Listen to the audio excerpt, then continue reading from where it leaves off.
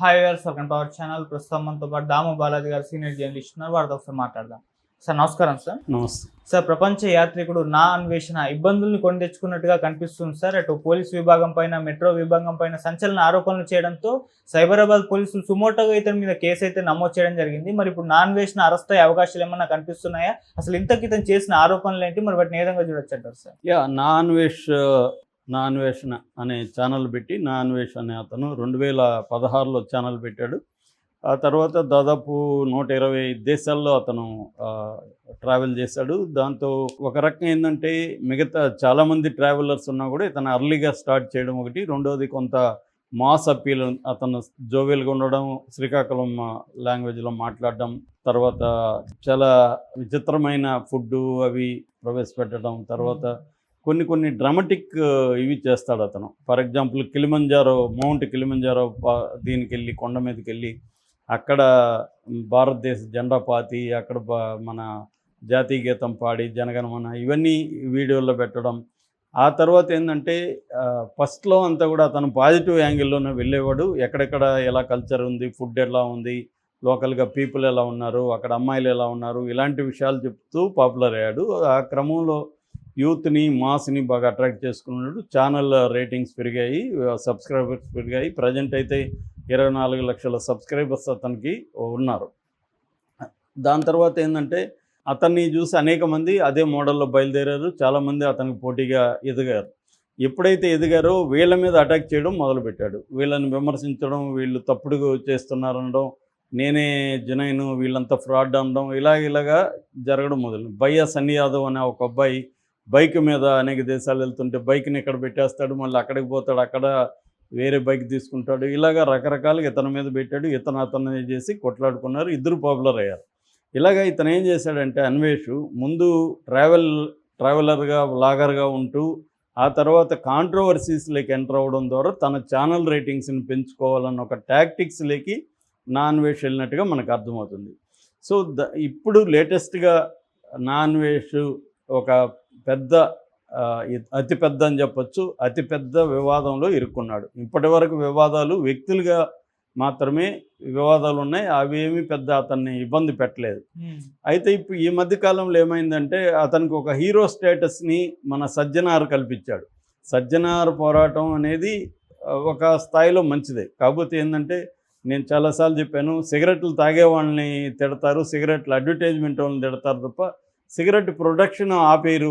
ఇది మన ప్రభుత్వాలకు ఉండే ఒక హిపోక్రటిక్ నేచరు, ద్వంద్వ ప్రవృత్తి. మందును సిగరెట్ని ఆపరు, కానీ మందు సిగరెట్ని తాగితే తప్పు అనేది మాత్రం సినిమా వాళ్ళు కూడా వెయ్యాలి కింద అనేది పెద్ద. అది కూడా చిన్న లెటర్లు చేస్తే కూడా ఒప్పుకోరు, సెన్సార్. పెద్ద లెటర్స్ వేయాలి. సో అంత ఇదిగా చెప్తారు. కానీ మరి అసలు మందు ప్రొడక్షన్ ఆపేసి సిగరెట్ ప్రొడక్షన్ ఆపేస్తే ఈ గోల ఉండదు కదా అంటే, దాని నుంచి ఏమో డబ్బులు కావాలి. బెట్టింగ్ కూడా అంతే, బెట్టింగ్లో నుంచి డబ్బులు కావాలి గవర్నమెంట్కి. ఎందుకంటే ట్యాక్స్లు ఎక్కువ వేస్తారు వాటికి.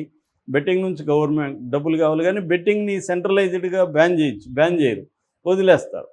రాష్ట్రాలు మాత్రమే బ్యాన్ చేయాలనుకుంటారు. రాష్ట్రాలు బ్యాన్ చేయలేవు. ఆన్లైన్ బెట్టింగ్ అనేది రాష్ట్రాల పరిధిలో లేదు. అప్పటికి వీళ్ళేవో రకరకాలుగా సైబర్ ఫెన్సింగ్ అని ఇట్లాంటి రకరకాల కాన్సెప్ట్ తీసుకొచ్చి ట్రై చేస్తున్నారు, కానీ అవంత ఈజీ కాదు ఇవాళ ఉన్న టెక్నాలజీలో. సో ఈ క్రమంలో ఏం చేస్తున్నారంటే, అదేదో ఉరుమురిమి మంగళం మీద పడినట్టు సజ్జనార్ కానీ ఇలాంటి వాళ్ళు ఏదో చిన్న స్థాయిలో ప్రమోట్ చేసుకొని 4 డబ్బులు సంపాదించుకొని బతుకు తెరువు చూసుకునే యూట్యూబర్ల మీద పడ్డారు. పెద్ద పెద్ద హీరోల మీద కూడా ఆ తర్వాత మనలాంటి వాళ్ళు విమర్శించినాక పెద్ద పెద్ద హీరోల మీద కూడా కేసులు పెట్టడం జరిగింది. కానీ వాళ్ళకి ఏం జరగదు. ఎందుకంటే లీగల్గా సుప్రీంకోర్టే నేను ఆల్రెడీ దీని మీద చాలా వీడియోలు నేను కూడా చెప్పున్నాను. అంటే ఈ బెట్టింగ్లో కూడా ఏంటంటే, స్కిల్ బేస్డ్ బెట్టింగు, తర్వాత ఫాంటసీ బెట్టింగు, తర్వాత ఏమో గేమ్స్. ఇదేమో దాని ఫైనల్గా స్కిల్ బేస్డ్ బెట్టింగ్లోకి వచ్చేస్తాయి ఇవన్నీ, లేదా ఫాంటసీ బేస్డ్ బెట్టింగ్లోకి వచ్చేస్తాయి. కాబట్టి వీళ్ళ మీద కేసులు అనేవి నిలవు.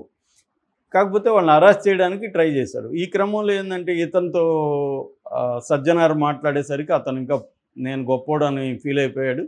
అక్కడి నుంచి బెట్టింగ్లో వాళ్ళ మీదంతా కూడా విరుచుకుపడడం మొదలుపెట్టాడు. ఆలీ లాంటి వాళ్ళని కూడా ఇతను పాకిస్తాన్ తీవ్రవాదని మాట్లాడాడు. తర్వాత మళ్ళీ భయ్యా సన్నీ యాదవ్ కావచ్చు, పరేషన్ బాయ్స్ కావచ్చు, ఇలాంటి వాళ్ళ మీద అంతా నోరు పారేసుకొని వీడియోలు చేయడం మొదలుపెట్టాడు. ఈ క్రమంలో అతనికి నోటికి అద్దు లేకుండా విడిగా అయిపోయింది. దాంతో హైదరాబాద్ మెట్రో విషయంలో కూడా అతను చాలా తీవ్రంగా కామెంట్లు చేస్తూ డైరెక్ట్గా డీజీపీ జితేంద్ర మీద, తర్వాత సిఎస్ శాంతకుమారి మీద, ఇంతకుముందు సిఎస్, ఈ మధ్య ఆమె వెళ్ళిపోయి రామకృష్ణారావు వచ్చారు, శాంతకుమారి మీద, తర్వాత వికాస్ రాజ్, దానకిషోర్ ఇలాంటి ఐఏఎస్ ఆఫీసర్ల మీద అంతా కూడా అతను ఛార్జ్ చేశాడు. అట్లాగే హైదరాబాద్ మెట్రో ఎండి ఎన్విఎస్ రెడ్డి వీళ్ళంతా కొమ్మక్కై దాదాపు 300 కోట్ల నొక్కేశారని చెప్పి అతను ఒక వీడియోలో చేశాడు. దాంతో సైబర్ క్రైమ్ పోలీస్ స్టేషన్ వాళ్ళు అతను సుమోటోగా వాళ్ళ కానిస్టేబుల్ దగ్గర ఒక కంప్లైంట్ తీసుకున్నట్టుగా తీసుకొని సుమోటోగా కేసు పెట్టారు. ఇప్పుడు అతను పాస్పోర్ట్ రద్దు అయ్యే అవకాశం ఉంది. అతన్ని ఏ దేశంలో ఉండడో చూసుకొని అతన్ని ఇండియాకి తీసుకొచ్చే అవకాశం ఉంది. ఖచ్చితంగా అతను అరెస్ట్ చేసే అవకాశం ఉంది. ఎందుకంటే ఇప్పుడు అది సీరియస్ ఆరోపణ. ఈ రేవంత్ రెడ్డి ప్రభుత్వాన్ని అటాక్ చేసే విధంగా ఉంది. సాక్షాత్తు డీజీపీ మీద, సిఎస్ మీద ఇటువంటి ఆరోపణలు చేసినప్పుడు దానికి ప్రూఫ్స్ అతను చూపించాల్సి ఉంటుంది. అందువల్ల ఇప్పుడు ఐటీ యాక్ట్ కింద అండ్ బిఎన్ఎస్ కింద అతని మీద సెక్షన్లు పెట్టారు. ఇప్పుడు వాళ్ళు దీని మీద అతనికి పాస్పోర్ట్ రద్దు చేసే అవకాశాలు కూడా కనబడుతున్నాయి. ఎందుకంటే సిఎస్, డీజీపీలు వాళ్ళు ఊరికైతే ఉండరు కదా, మెట్రో ఎండి. సో ఈ స్థాయిలో అతను మాట్లాడడం అనేది, ఎందుకంటే అతనికి ఒక దశలో కన్నుమిన్ను కానీనని ఒక స్థాయికి వెళ్ళిపోయాడు. ఎందుకు ఆదాయం నెలలో 30 లక్షల వరకు ఆదాయం వస్తుందని అతనే చెప్పాడు. ఒక నెట్వర్త్ దాదాపు 5-6 కోట్ల నెట్వర్త్ ఉందని చెప్తున్నారు. దాంతో అతను ఏంటంటే తనకి రైవల్గా ఉన్న వాళ్ళని రూయిన్ చేయాలని, హర్ష లాంటి వాళ్ళని కూడా అతను చాలా నెగిటివ్గా మాట్లాడాడు.